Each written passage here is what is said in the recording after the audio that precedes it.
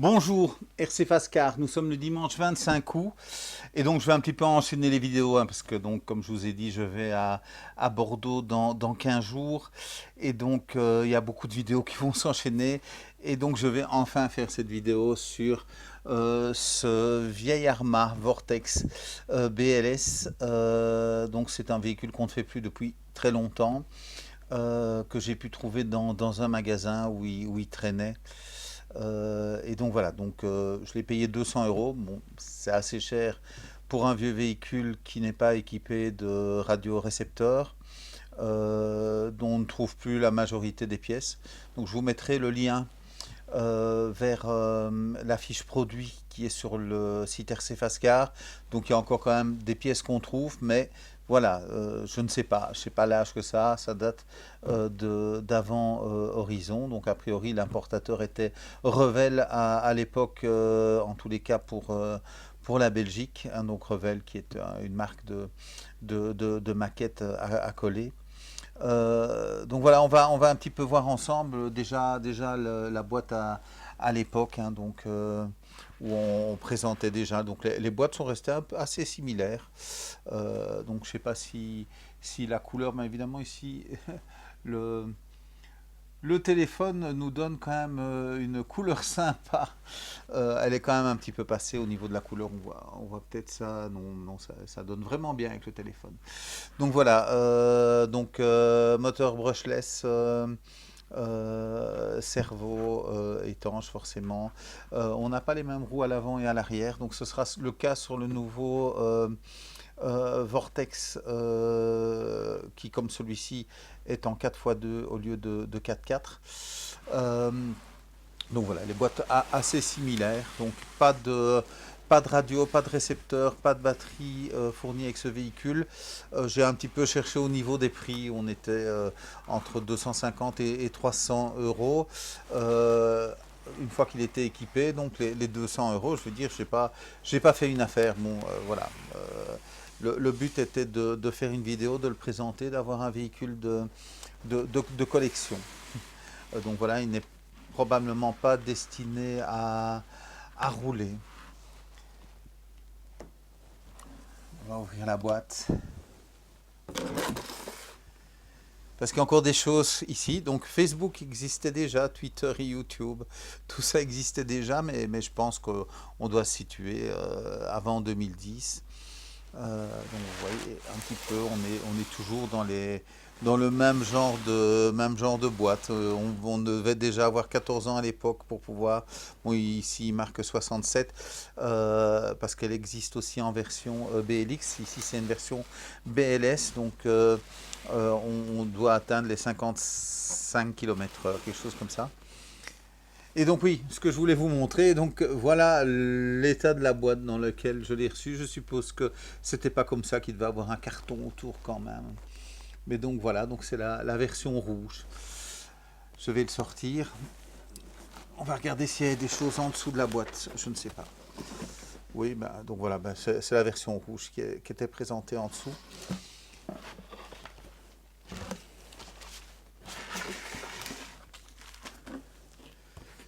Donc voilà, il y a quand même un petit manuel, hein. Donc comme je vous disais, apparemment c'est Revel qui importait Arma et Axial et Team Durango.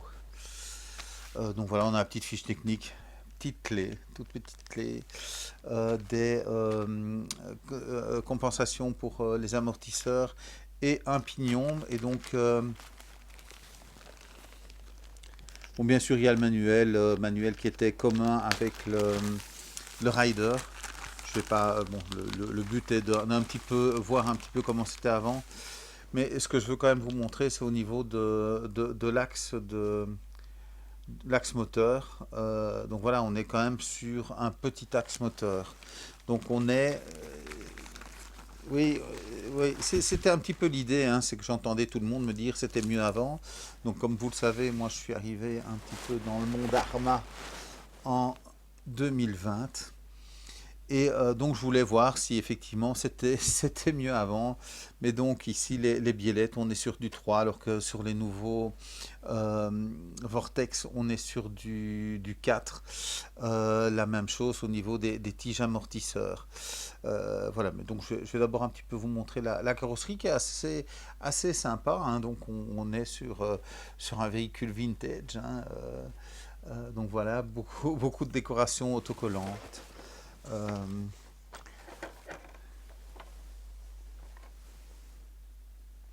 voilà, donc on n'a pas le fameux autocollant Horizon, hein. Donc on n'a que marqué Arma, donc comme je vous le disais, on n'a pas les mêmes pneus à l'avant et à l'arrière, donc ce qui sera le cas sur les Vortex Mega qu'on attend. Donc on va enlever la carrosserie qui tient avec 3 plots.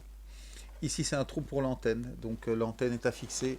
Je n'ai pas trouvé le tube d'antenne dedans, mais enfin c'est pas grave, ça c'est une référence qui existe toujours, c'est toujours la même référence. Alors la carrosserie, je viens de regarder un petit peu avec une carrosserie actuelle, on est quand même sur quelque chose de plus fin. Voilà, plus flexible, donc on va dire que ça va être quand même quelque chose de moins solide que ce qu'on a sur les gammes actuelles, pas le Gorgon, mais en tous les cas les gammes 3S actuelles. Et alors, les amortisseurs, ben voilà, on est quand même sur du très light, hein. On est en dessous de ce qu'on a sur les 3S, hein. Donc que ce soit au niveau des biellettes, des tiges amortisseurs, des tiges, des bras de suspension, tout ça est à 1 mm plus petit que sur les autres. Bon, on a du plastique assez flexible. Ici, bon, on a la fiche DIN, donc petit ESC sans ventilateur. Donc le moteur est quand même un brushless. Donc voilà, on a les interrupteurs qui sont ici. Ben, on voit déjà à l'épaisseur des câbles, hein, on n'est pas sur la même chose que l'actuel. Châssis poutre, hein. Donc voilà, on m'a dit que ce n'est pas une baignoire, que ce n'est pas une banane, donc c'est un châssis poutre. C'est pas le même que celui qu'on va trouver sur le Gorgon ou sur le nouveau Vortex et le Fury. Euh, donc il est moulé par au-dessus. Je sais pas s'il est en plusieurs parties. Oui, a priori, il est en plusieurs parties quand même. Donc on a ici une attache pour la trappe de, de, de la partie batterie. Voilà, la trappe s'ouvre ici. Donc ça c'est vraiment comme sur le Gorgon. Donc on a une fiche qui vient ici pour tenir le tout et on a une petite attache qui vient ici pour la fermer. C'est pas bien, je n'ai pas cherché toutes les informations, mais donc on a ah ben si, en fait on a la fiche pour le cerveau, je suppose.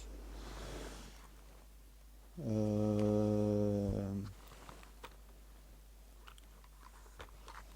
oui, je découvre un petit peu en même temps que vous, hein, donc je voulais faire ça un petit peu plus light comme présentation par rapport à d'habitude. Donc plus une découverte, hein, un unboxing comme il se doit. Voilà.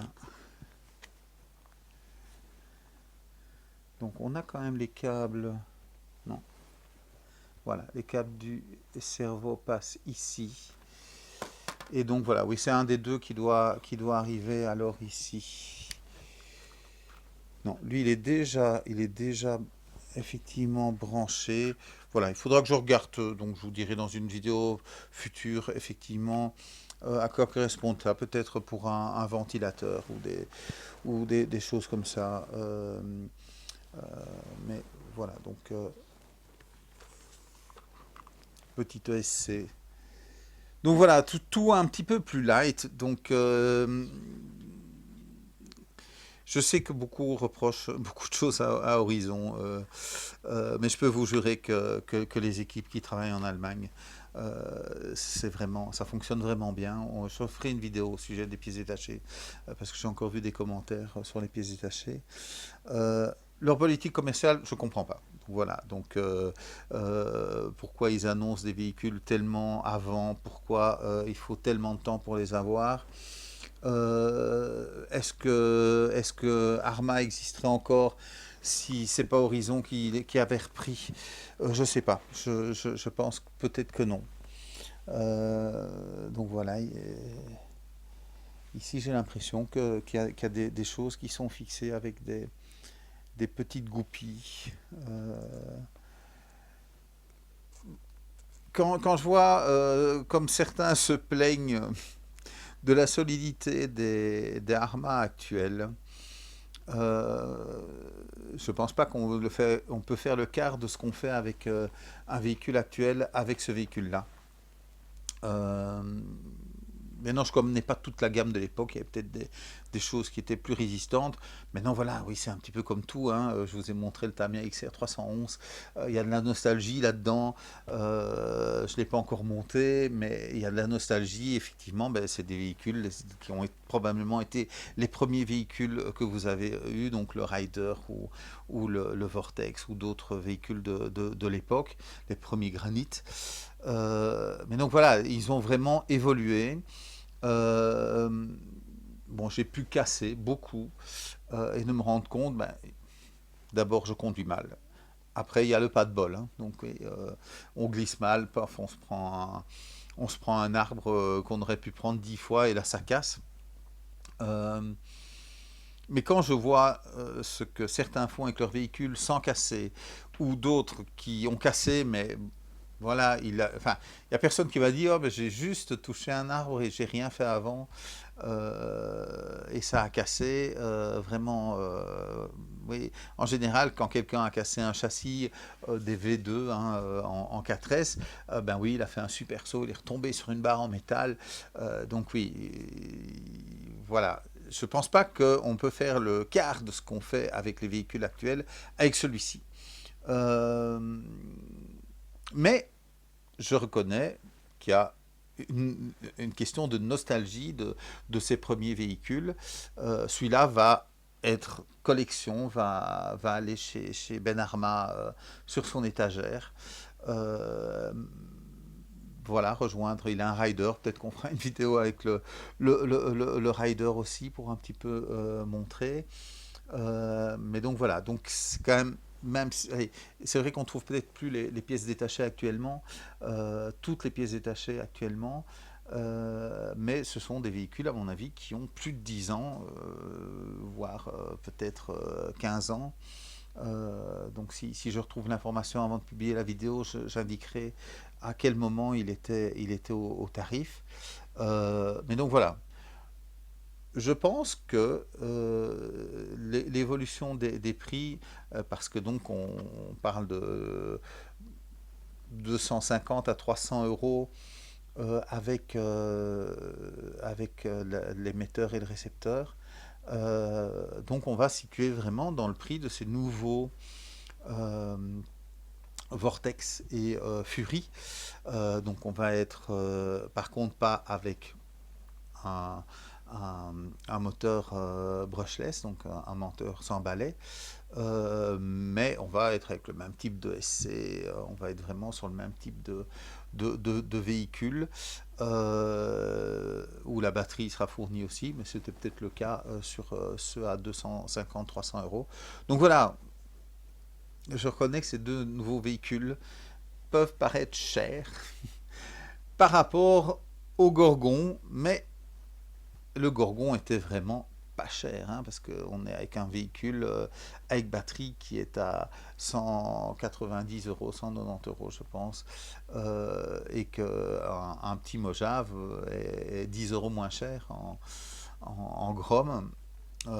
Donc oui, le Gorgon est une très très bonne machine, euh, pas cher, vraiment pas cher. Et Voilà, la gamme Méga, à mon avis, c'est ce qui va remplacer l'ancienne gamme Méga. Et là, on est dans le prix, hein. Le Boost Méga, on est exactement dans les prix qu'on avait pour, enfin qu'on va avoir pour le Vortex et le Fury. Donc on est vraiment dans la même gamme de prix avec et sans batterie. Il y a juste que maintenant, il y a une différence de 50 euros avec et sans batterie. Donc voilà, donc on va attendre qu'ils arrivent pour faire une comparaison entre les deux véhicules. Et donc voilà, ça faisait très longtemps qu'il était là. Et donc voilà, là il était temps. Mais donc oui, on est quand même sur des choses qui sont moins costaudes que maintenant. Mais voilà, c'est un véhicule sympa, vintage, qui doit rappeler beaucoup de choses à ceux d'entre vous. Je vais regarder ces fiches. C'est quoi exactement? Parce que oui, c'est peut-être quand même celle du... Non, je ne sais pas dire comme ça. Je dois regarder, j'aurais dû regarder avant. Mais voilà, donc je vais enchaîner quelques vidéos cette semaine.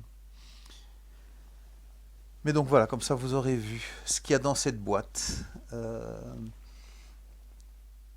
je suis content que ce soit quelqu'un comme moi qui l'achète et pas quelqu'un qui passait dans cette boutique au courant de rien et qui aurait acheté cette machine en pensant qu'il allait pouvoir trouver éventuellement des pièces détachées. J'espère que mon collègue l'aurait mis en garde à ce sujet, mais donc voilà. Voilà. Petite vidéo de est-ce que c'était mieux avant?